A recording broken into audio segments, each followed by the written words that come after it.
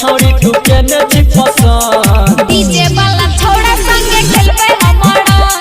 DJ वाला छौड़ा संगे खेलबे हमड़ा डीजे वाला मुन्ना राज